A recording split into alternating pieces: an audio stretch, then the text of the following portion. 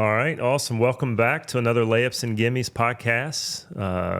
Be the first one that Joby's doing by himself. Jonathan is away in New York, but excited for our guest today here with David Watkins, the owner of Abbeydale Custom Clothing, a brand, now a huge business. We'll get into that. I don't know if it's huge, but hey. Super excited to hear David's story, kind of the birth of Abbeydale, where he is now and into the future. So we like to kind of just start at the beginning, an origin story of sorts. David, I will say, he and I have a history we'll get into over 30 years as I was thinking about it. But he, like myself and our producer, William, are what most people would call unicorns, native Charlotteans. The last Mohicans. That's right, born and raised. So, David, welcome. Thanks for being here, and look forward to hearing your story. So let's start from the beginning. The very beginning? So how I know Joby. Let's talk about that. It was a small club. So I'm from the Windsor Park area here in Charlotte and grew up on Abbeydale Drive. That Abbeydale is actually the company. And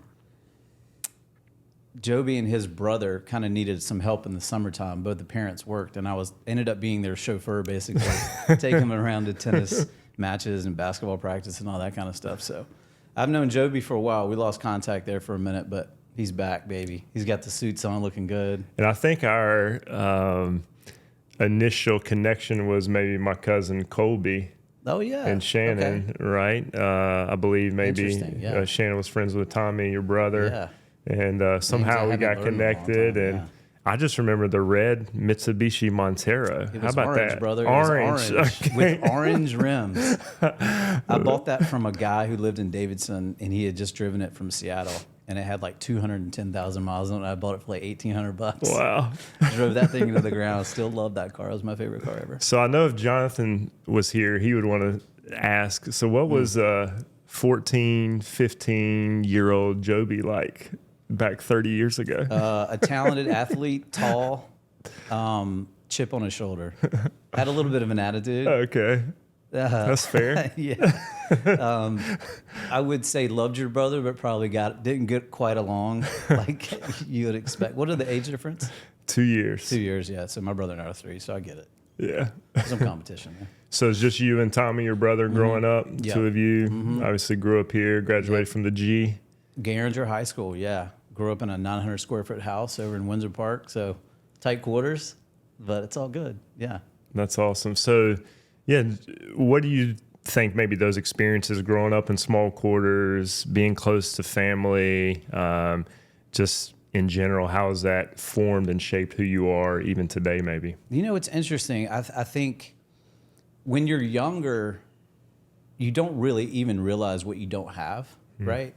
So my brother was a pretty heavy snorer, still is, and so was my dad. So in our house, my mom was in her room. My brother and I shared a room, but I didn't sleep in there. I slept on the couch. So I grew up basically on a couch, but I still love sleeping on a couch. Like as a kid, you don't know what you don't know, right?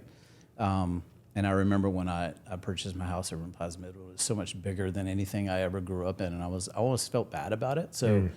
Some of that modest upbringing and kind of relating this to business, when I first started, my pricing was all based off of fear.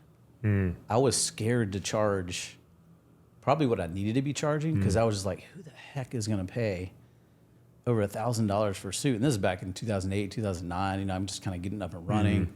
I'm driving to Raleigh to sell 3 shirts to somebody, just anything I can do to kind of scrape by. And I remember somebody telling me that, man, all this pricing is based off fear. Like based on what your wholesale costs are and what you're charging, you're going to have to change that or you're going to be out of business. So I think some of that, it can hurt or help you. You know what I mean? So that's kind of the lesson there. It's like, raise your prices, people. That's awesome. Yeah. I mean, you obviously, I think there's a misnomer in business oftentimes of, hey, there's a race to the bottom, right? The cheapest price. But the reality is if you want to provide quality, a quality product, quality service, it takes staff, it takes, just certain, back-end support, et cetera, that the end of the day, as you said, you'll find yourself out of business if you try to race to the bottom. And it's always interesting because I've been reading a book lately that's intriguing, that's talking about pricing. So it's actually called $100 Million Offer by Alex Hormozy. Yeah. And he gives the example in that book of a blind, actually not even a blind, a taste test of 3 different wines. And this is, people probably can relate to this true story where they put the price of each wine from most expensive to the middle of the road to the cheapest bottle of wine. And they have everybody taste them and they say, give us your honest feedback, which is the best tasting wine. Well, overwhelmingly, people pick the most expensive wine. Interesting. What they don't know is all 3 have the same wine in it. Exactly the same. Exact same wine. Yeah. People associate price with value, right? And so we talk about articulating our value in business, and oftentimes you can work till you're blue in the face, you can provide great quality, but there is something about price being associated with value. So anyway, I thought that was super interesting. And it's the same way in the menswear business. There's brands that sell $7,000, $8,000, $10,000 sport coats. So the perception in the marketplace is it's got to be better, right? That's still an off-the-rack garment, so the fit's never going to be as good as it would be if somebody made it for you. But the pricing just has this perception in the marketplace. I know plenty of people that come through here with ready-to-wear garments from Gucci, or like, let's name any big brand, right? And I'm just like, oof, like we're going to tighten this up. Like this could look a lot better, and you could spend half the money, but the perception's still there. A brand is a brand, right? And brands have value, and that's why people build them. Yeah, like Hormozy. That's right. That's great. Well, I definitely want to dive into that further, but I want to back up a little bit and talk about even kind of this love for clothing and for style. Was that something early on at an early age that interested you, or where did that come about? I get asked that question, and I think it all comes back to my grandfather. He was a railroad man up in Hamlet, North Carolina.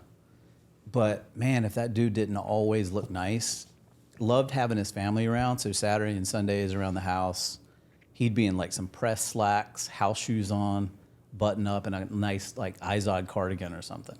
Would still go on the porch and smoke his cigarettes and shoot BB guns at squirrels. But just loved, like, he just would get up and get dressed. Always smelled good, like that old cat that just had it together. Yeah. You know what I mean? So I think some of it comes from that. And then I had this weird, like, utilitarian kind of vibe too, where I loved military stuff. So my dad was in the Army, and like, I still wear some of his old, like, 50-year-old fatigues and like 6'4" jackets and things like that he wore like post-Korean War.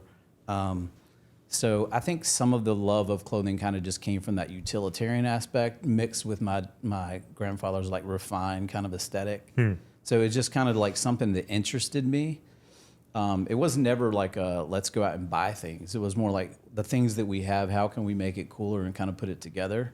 And when I got into this business, this is back in 08, 09, whatever year it was when I first got started, everybody was wearing suits then. I was a sales guy. I was a partner in an ad agency. And I think always going to stores, reading magazines, there was some interest there.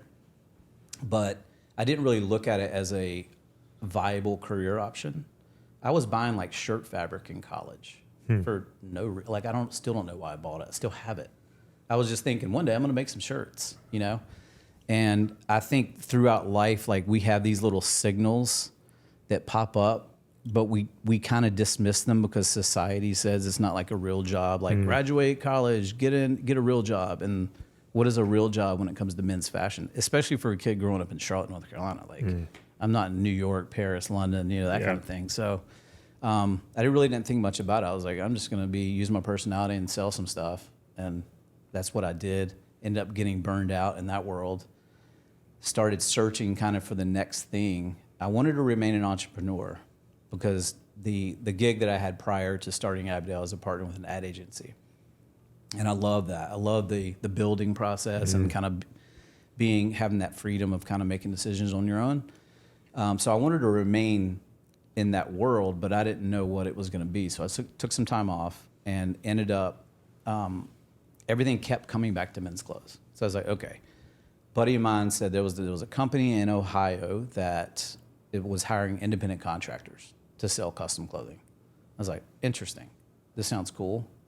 I called the CEO. We talked on Wednesday. I flew up Thursday. Sunday came back with fabric books, and Monday morning started calling everybody I knew. Hey man, this is what I'm doing now. Let me screw up something for you. Let me make something for you, or at least try. Yeah. You know, and that was in 2008.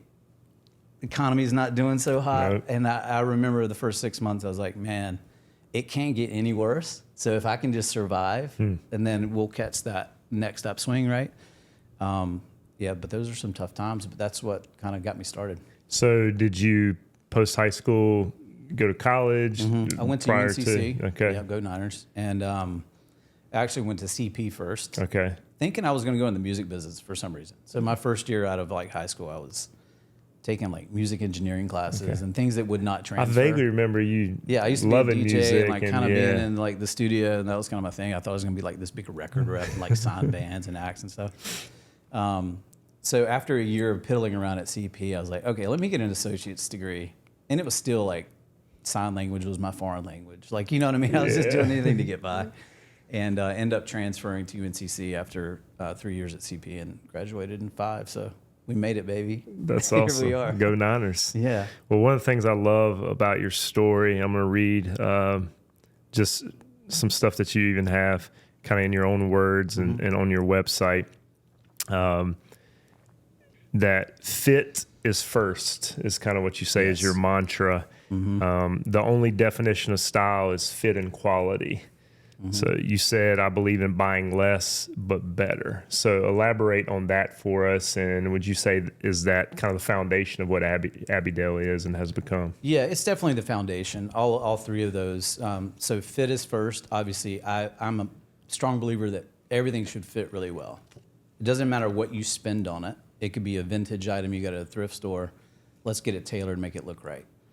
You'd be amazed at how many closets I visit, and they have some really awesome pieces, but the fit's just off. They've lost 15 pounds or they've gained 15 pounds. It's like, we got to loosen this up a little bit, but you need to start wearing this again. This is great. The whole like buy less but better, maybe some of that goes back to the upbringing, right? If we're going to spend money on it, let's make it a quality piece that we can wear forever. Some of my favorite things are my grandfather had or my dad had, right? Still wear them today. So that's kind of weird coming from somebody that sells clothing for a living. Like, you would think I'd be big on like more is better. Like every season you got to update, you know, stay with the trends. We don't really do trends here. We're not, fashion is fleeting, right? Styles forever kind of thing. So we want you to invest in quality pieces that you can wear. That all of my jackets have my son's name in them, because at some point it's going to be his, because I know they're timeless. It's not going anywhere. He'll be able to wear this Navy suit, you know, when he's my age, right? That's the goal. We'll see. Yeah, that's incredible. Yeah. So 08, 09, you kind of start on this new adventure, decide to kind of launch your own brand. What's going through your mind? Are you scared? Are you excited? A combination of both? Oof, scared. Still got a mortgage. You know what I mean? Like, tapped into that 401k for a while. There's a lot of those stories that I have a very fleeting memory. Like, I don't dwell on things, right? I think if conversations like this really make me think back to how crappy it probably was. But at the time, you're just in the trenches, keep moving. I don't really think too much in the past, right? Like, I feel like we kind of like just keep pushing through, and it just got better and better every year, and treat people well and get that flywheel going. You get referrals. I mean, in a weird way, we're like anti-marketing. I mean, my Instagram bio literally says, "We're here for your experience, not social media." You would think like that's counterproductive for somebody who's like trying to attract customers. Yeah. But I would much rather somebody maybe have a little harder time finding us, but when they do, the word of mouth kind of goes through the roof. It's like, oh, I went to this cool old building in Uptown, went up to the 6th floor. had a drink, and he told me that I didn't need to buy that much stuff. I just need to buy better. And it was like, it's like a breath of fresh air in a weird way, you know? Yeah, that's fantastic. I don't know if that, I kind of went off tangent, but no, that's and I, I'll attest as a client myself and rocking some Abbeydale gear today, custom fit. Man, just something about the way you feel when you have especially a custom for guys fit. your size, right? Like athletes are tough. You can't buy off the rack that easy. Yeah, and not look good anyway, right? Yeah, I mean, the experience, all of that. I mean, no pressure. And it's a lot of what we do in our business on the real estate side as well. We work by referral, relationship. We want to earn your trust. Yep. And at the end of the day, we do believe that there's far more power in building a long-term relationship with people than a transaction, right? So it's the same thing, in a piece of clothing or an outfit. You're looking at building a long-term relationship, and that's just done by building trust and rapport, and people remember the way you make them feel. Totally. And I think there's some passion behind it too, right? Like, I really do. I've seen the change it can make in somebody's life, like when they've never really been able to find stuff that fit them, and then all of a sudden they can walk into a room and they feel really confident about it. That to me makes me feel better and kind of fuels the flame versus there's some organizations out there in my world that, I mean, it's like everything is rated on how many units did you sell this month. You're in your seat from 3 to 5 making 100 cold calls. Like, I've never cold called in my life. Like, it's so not rude, but it's very disruptive. Like, I don't really like people to cold call me. I'll take somebody's email all day long. I'll email people. I'll hit somebody up on LinkedIn if it's a warm lead and somebody says, you should reach out to this guy, Jovi. So I don't know. It's just a different experience, I guess. And it I think my angle is I come from more of a place of like caring, and it's not really, I'm not going to be able to buy an island with this business model, right? Like, if I really wanted to like go that direction, like let's talk about a hedge fund manager. Or something. I'm not that smart to do that, but you don't get into this business to be a billionaire. That makes sense. That's great, but you're doing something you love. Correct. Which is, to me, so much more valuable than, you've got to feed your family, you've got to put food on the table, but ultimately, doing something you enjoy is far more valuable than just trying to chase after the money. I think we can all attest you do that, and it generally doesn't end well. So what would you say, kind of looking back as you were starting Abbeydale, you're getting into this business, if somebody else is in that place today, they're listening and they're saying, I'm interested in starting maybe my own brand, or maybe I'm getting into an entirely different business altogether. I'm having the same fears that you had, the anxieties, the uncertainties. What would you say to that person? Yeah, I think now looking back on it, I would say, let's talk about your quality of life first. Because everybody, I think, immediately goes to how much money they can make. Let's talk about the life you want to have. Let's design your life, right? Because there are no real overnight successes. I mean, you mentioned Hormozy earlier. Like, the guy was in the grinding, selling the gyms for 10 years before you know what I'm saying? Like, and all of a sudden now he's this rich guy. I get it. But I think if you're going into anything just to chase the money, then sure, there are probably pockets in businesses that you can maybe do that in. But I think let's look back at your life and like how you want to design it, right? I purposely have this built like where it's by appointment only because I want like control of my schedule, right? So that's kind of the first thing I would say. Let's talk about like your money goals and like but bigger is your lifestyle goals, because I'm fortunate enough to know a lot of wealthy people, but unfortunately a lot of them aren't super happy because they're tied to their job as their entire identity. And they're constantly having to keep up with what's big and what's next and how many trips we're going to take and all that stuff. It's like, let's decrease our wants a little bit and make our happiness a little higher. That's kind of, that would be my advice. And that's fantastic advice. What would you say, you mentioned maybe the upbringing and not having a whole lot and just the situation you were in as you're starting the business. things are a little rocky initially. A lot of people want to give up and quit. You mentioned it takes time. It doesn't happen overnight, even in this TikTok era that we're in and so forth, where people, following influencers the and photos one in front of the reel. private jet. Yeah. Exactly. What do you think has kind of been your grounding at your core? What's the thing that kept you going in those moments and still keeps you going today? Probably the relationships that I've just developed and the service I provide. I think it all comes back to service, right? Listen, the menswear world, or just clothing in general, has changed a ton since COVID, right? COVID for my business was incredibly hard. We probably lost 90% of our revenue. Wow. Which makes total sense. I wasn't dressing up either, right? Like I was at home just like everybody else. Or the days I would come uptown, it was just me and a couple of homeless cats. You know what I mean? Like nobody was buying clothes. Nobody knew what they were going to do. And coming out of COVID, nobody still knows really what they're going to be wearing. So, times like that, you kind of rely back on the relationships you have. I was having customers buying gift cards for no reason, just to keep the cash flow going, right? Now, I'm very fortunate. I live in America. There were programs set up. We took on some debt just to survive, but that's fine, right? Like, it gives you a fighting chance. Again, it's not all hunky-dory because real estate is probably the same way. I would imagine there was at least a period of time there where it was like, yeah, I'm not spending my money right now. Oh, yeah. I mean, I remember January to April 2020, like, I don't know if I ever sell a house ever again. Right. Work with another client, just scary situation for sure. I contemplated doing other things and even started another business with a buddy of mine. It was like more of home services, like painting and drywall repair. And that was killing it. Yeah, exactly.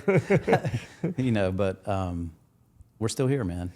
Well, that's encouraging to hear and a testament to you as a person and, your resolve and resiliency in spite of some of those challenges. One of the things that I love when you come and after meeting with you personally, getting that quality time, that attention to detail, deciding on, all right, what fit are we going to get made? You come, you pick it up, you get it in the bag. And on that bag, it says a quote I'm going to read, which I love, by Benjamin Franklin that many have probably heard. The bitterness of poor quality remains long after the sweetness of low price is forgotten. There you go, buddy. So how did that come about? Who knows? I mean, I've had that on my suit bags for so long. I read it somewhere and I was like, Benjamin, nailed it, dude. This is perfect. So, yeah, that's not my mantra, obviously, but it's one that I think is so true, man. Yeah. I was listening to a pod actually earlier today at Ryan Holiday's. I'm a big fan of his, and there was a guy named Sam Parr on there. One of the things he was into right now, and these guys all have way more money than me, right? He's into like downsizing his life. This guy Sam was talking about it, but also purchasing things that can last the lifetime. And it was interesting. He I guess has a new baby, and he was like, I'm really into this Amish. Like, I'm buying into this whole Amish thing with this crib that converts from a crib to like a toddler's bed, and then it can also expand to a regular like queen size bed. So literally, your baby would have this their entire life until they're 18. Wow. Very expensive, handmade wood, but I think some of that can be correlated to like the clothing that we buy. Why can't it last forever? It doesn't need to be Zara, that's a T-shirt that's made for $4, or you buy for $4. God knows what it's made for, right? Yeah. Spend the $80 on the James Purse tee that maybe is going to last you a little bit longer and look better. Right? Yeah, that's the irony, right? And kind of goes back to the quote is, ultimately, when you buy quantity over quality, or looking for kind of the cheapest option, it's not going to last, and you end up generally spending more money because you're buying it over and over and over again. And I know, on certain things maybe that doesn't hold true, but in general, I think it's a great principle for clothing and for life, right? It's interesting in your world. You probably run across this, especially people that are building a house. the window guy comes in and he gives you 3 options. You get the A, B, and the C, and the C is the most expensive. So everybody wants to get the C, and you start choosing that high-end option. So before you know it, you're way over budget. But I don't think anybody's ever regretted that, right? You're still financing that. But if you walk into your house every day and you see that A window that you chose, you're like, damn it, why did I do that? Like, I like this suit that I got on sale for $300 because I saved money on it, but I don't like wearing it. Yeah. It doesn't look good. Yeah. But man, I got a good deal on it because everybody wants to tell you about the good deal they got. That's right. And it's like, yeah, but do you like it? Actually, not really. Like, the more you think about it, you're kind of like, yeah, I actually never wear that one because it sits in the closet. And it was a great brand name, but it was 80% off and it fits like shit. Yeah, exactly. I don't know. No, that's good. I mean, like you said, quality matters, right? Quality matters yeah. in life, in relationships, product. Yeah, exactly. image, everything. Yeah. Exactly. Let's talk about the process a little bit and get into the types of clothing that you guys provide. Sure. So I'm walking in for the first time. I don't own a piece of custom clothing. I've never done this. Blank slate. Blank slate. What are next steps? All right. So first step, we're going to have a conversation. Super easy, right? Talk about your lifestyle. What's the goal here? Do you need just a Navy suit for interviewing, or do you need? We're building out a full wardrobe because you're going back in the office now, or are you kind of like this hybrid person that wears like 5 pockets and polos, but also I kind of need a jacket every now and then, little things like that. So once we kind of nail down like the North Star, like where we're headed, right? Then we start looking at fabrics. I'll provide options. And we do everything now, especially post-COVID, from casual wear to like truly custom fitted suiting, right? And all of our casual wear is also custom made. So anything from, we have a denim program, so custom jeans, custom 5 pockets, chinos. Which I have, and they're sweet. Yeah, thank you. Love those. They should last you a while too. Casual jackets. We have a knitwear program, so pretty much any type of sweater you can imagine, from a zip-up vest to a turtleneck to just a classic crew. And a lot of these spawned after COVID because the office environment changed so much, so we kind of had to adjust a little bit. It's interesting, we still work with a lot of our same fabric vendors, but we had to find new people to make the stuff. So like Loro Piana, we sell a lot of Loro Piana here, which is a fabric mill. It's been around forever. Italian company, and they make a really good what's called a rain system fabric. So now we do a lot of raincoats, technical jackets, things like that. But we had to find different tailors to be able to make the actual jackets, but we still use a lot of those same like fabric mills and stuff. We have a shoe program, so pretty much any type of shoe you might want. All of our shoes are made in Spain. Anything from boots to loafers to sneakers. We pretty much try to do everything other than t-shirts and underwear, because the challenges that my customers have are like you, that are taller, like fit's an issue, right? That's kind of where we thrive, is on that spectrum of being like maybe smaller and really hard to find off the rack to maybe being really big or being a tough fit. Like the hardest fit for me is like somebody who's like a safety in the NFL. Because their waist is so small, but their thighs are about the size of their waist, right? So there's a lot of fit issues that come with that. Or anybody that might like does CrossFit can probably attest to like finding a pair of jeans that actually fit them, because the waist is always too big compared to their thighs, and things like that. So that's kind of our process. And then the actual fitting is super easy. Like we'll spend 10 or 15 minutes on body measurements, and I have try-on garments. My try-on garments are built because couple reasons. One, I know the exact measurements of those garments. So when I put a jacket on you, I'm also going to instantly get a reaction from you. It's either going to be, this is good, or I need this a lot slimmer, or wow, this is tight.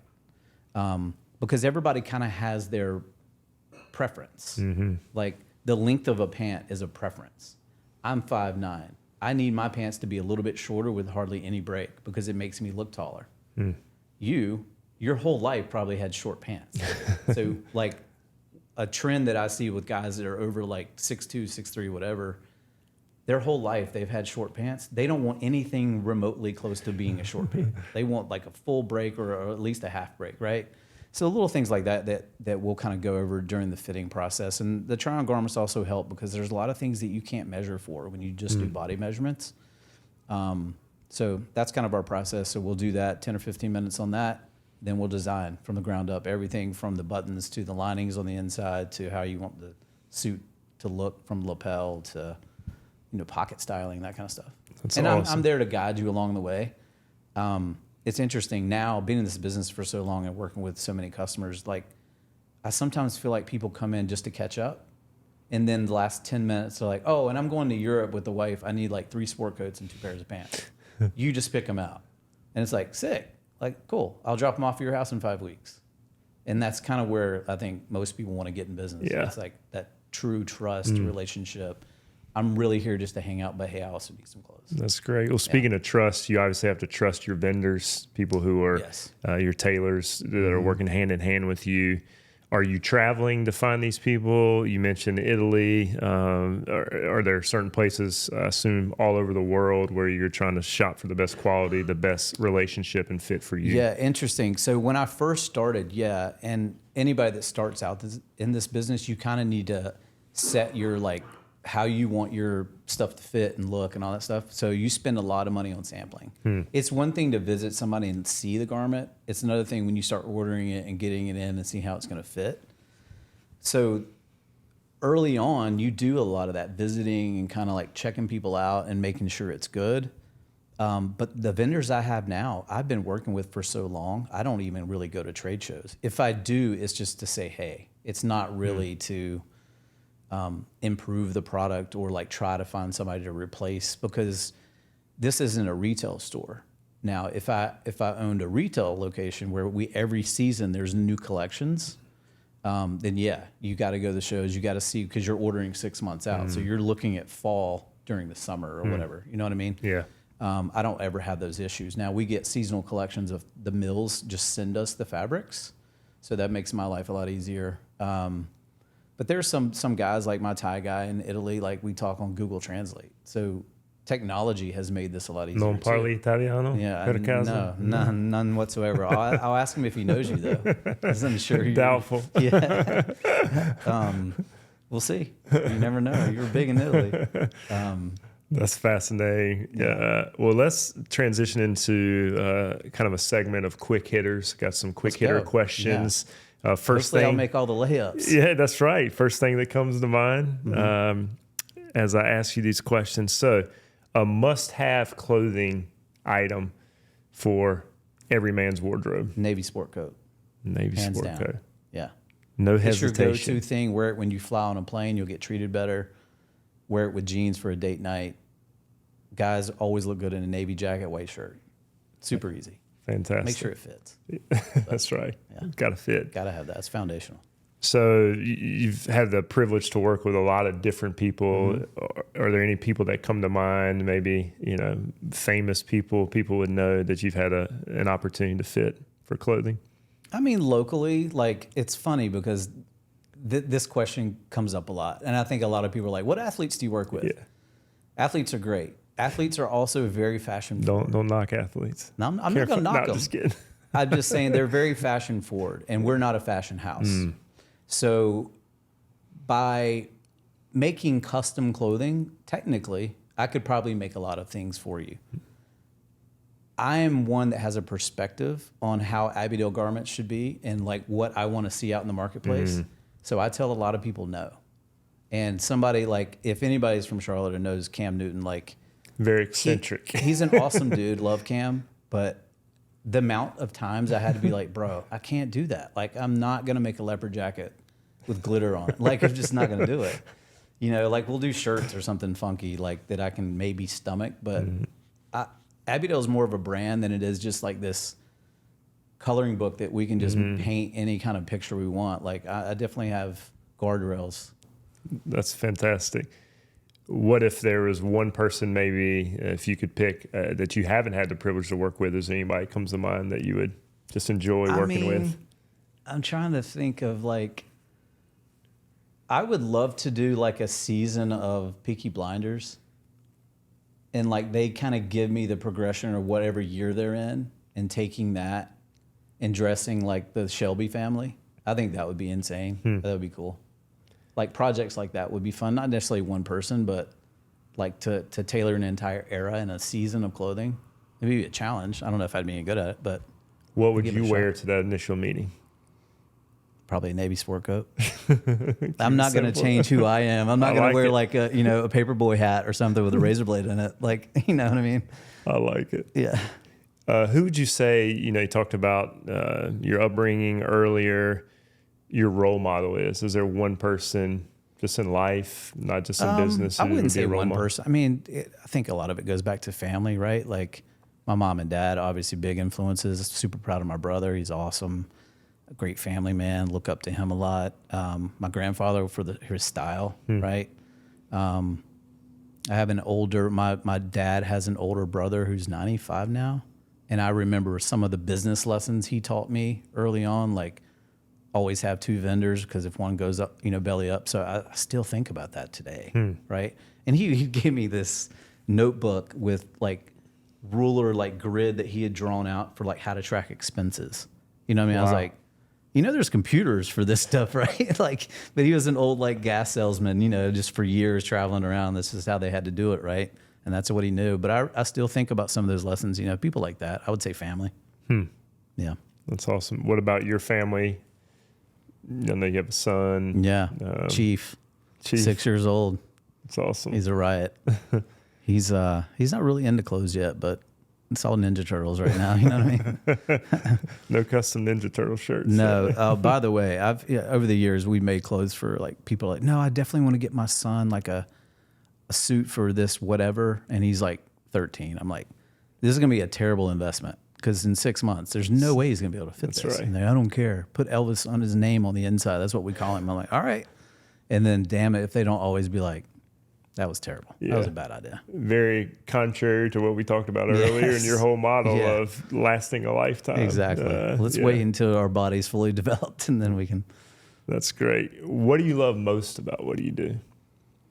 The interactions with customers, seeing them and just guiding them. Like, some of the best experiences I have are with the people that kind of look at me as a part of their team. So they have an accountant, they have a financial advisor, and they have somebody that just handles the clothing, right? Because to me, like earning someone's trust in anything in life, I think is very important. And to be able to do that with so many people means a lot to me. So I really enjoy that. It's not so much when they leave, now I got to put the orders in, like that sucks for me. Like I have a lot of ADD and I procrastinate until like the last minute, but I am who I am and I'm really good on the front end, not so great on the back end, but we're getting there. That's great. Final quick hitter question. Is there anything you would change about your process from the beginning to now, Abbeydale? Anything you'd do different? That's a great question. I really don't think so because I've designed it exactly like kind of how I want to live my life. I definitely am not the hardest working person. I know a lot of people that sell way more clothing than me, but I also chill on Fridays a lot. You know what I mean? Like, so I don't know if I would change anything. I've always been a solopreneur. I love just kind of being my own boss and working for myself. Maybe if I wasn't I should probably lean on others' help more often. I think if there was anything I could change about me, it would be like be a little more open to like having some help. But then with that comes you lose a little control, right? And if I don't want to, have you ever had an assistant or an admin? Yeah, over the years I've had some VAs, I've had people in the shop. But ultimately it always comes back to me I feel like I'm constantly trying to think of stuff to give them because I just have so much control in a bad way, right? Over the entire process of going back to the way the customers might just tell me to make the stuff, right? That's not something you can just hand off to somebody like, hey, Joby said, make him 3 jackets. Good luck. Let me know what you come up with. Like, that's a disservice to you because you're hiring me to kind of do that. So is there somebody I could train on once I design it, maybe to put the orders in, but I might as well just do it at the same time. Like and this is me just battling myself, like internally, like I'm sure there's a way to do it. I'm too stubborn to shift. Hey, And like, I mean, I literally don't even post on social media. Like, that's probably stupid. You know what I mean? But I think one of the things that I hear, just a common theme throughout our conversation, is that, you know, your authenticity, like, you know who you are, you recognize strengths, weaknesses. You are very clear on what you want your life to look like, lifestyle. And I think that's so important because there's so many people out there who are run the rat race, trying to keep up with the Joneses, so to speak, doing things that they ultimately don't really desire, don't maybe benefit them. And they're still trying to figure all that out. Sure. And so there's so much to life outside of business too, right? Like if you look at trying to be like a full, like 360-degree male, right? Like just like being a good dad, being physically in somewhat decent shape. So your health, longevity, you know, having a relationship with your family, your friends, community, all of that takes time and effort and putting like energy into it. If you just focus on one pillar, yeah, you might make a lot more money than somebody else, but now your relationships, like your kids are like, my dad was never around, or, you know, like, I don't really want that. Yeah, I want to attack all the 360 degrees, not just the one business pillar, right? And we don't get that time back, right? You definitely don't get the time back. And I'm an old dad, you know? Not that old. A little bit older than me, but not that old. Well, that's fantastic. We really appreciate the conversation, the time, learning about Abbeydale, and just kind of what's brought you to where you are today, the highs, the lows. As we kind of transition into the last segment, as we're thinking ahead, we've kind of looked at the past, we've talked about the present. Let's think about the future a little bit. If you could wave a magic wand, where do you see yourself 5-10 years from now?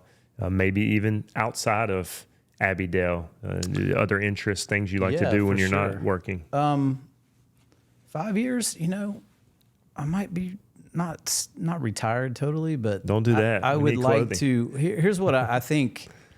I would like to be able to give back. So there's probably a lot of people that I haven't done the research. There could be zero demand for this, but there's a lot of people that work in my industry, but they work for bigger companies, and I don't understand why, because the margins get so much better when you go off on your own, and you can kind of design your life how you want to. You can build your brand how you want to. I would love more people to take that jump rather than just kind of like doing the corporate thing for so long, because they clearly are talented and can sell. So why not do it on your own? So I would maybe like lean into some type of consulting situation there, or training, you know, like the younger lads in the world, like how to kind of develop and build their own brand. Doesn't necessarily have to be custom clothing.